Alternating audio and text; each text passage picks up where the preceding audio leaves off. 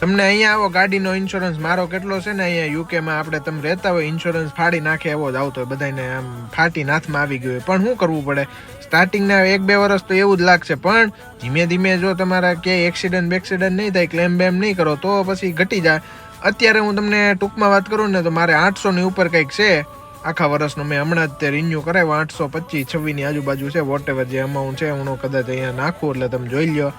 આટલો છે. હવે તમને એમાં કહું, આમાં કમ્પ્રેહેન્સિવ છે, પ્લસ આમાં 2 ડ્રાઈવર છે, હું ને મારી વાઈફ. આ અમારો બેનો ઇન્સ્યોરન્સ આવી ગયો આખામાં, બરાબર. સેકન્ડ ડ્રાઈવરમાં એમનું નામ છે. એટલે આમ ગણવા જાય તો હાફ થઈ ગયા ને. હવે ધારો કે 400 800 હોય તો મારે 400માં પડે આખા વર્ષ. 400 મારા વાઈફના ને 400 મારા.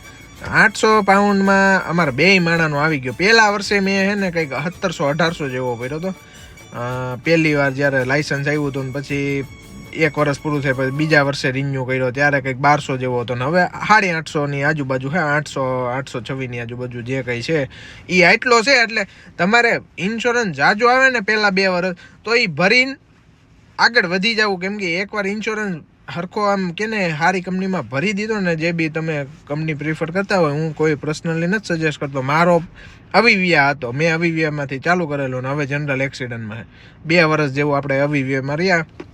પછી આ લોકો જનરલ એક્સિડન્ટ વાળો સારો રેટ આપતા હતા, આપણે એમાં વાહી. એટલે તમે જોઈ લો તમારો કેમાં ઇન્સ્યોરન્સ ટૂંકો આવે સારો આવે. ખોટી ડિટેલ ન નાખવી મહેરબાની કરીને, હે ને. ખોટી ડિટેલ લાંબુ ખોટું હાલવાનું નથી, એટલે એ ખોટું રહેવા દો તમે, હું તો એમ કહું.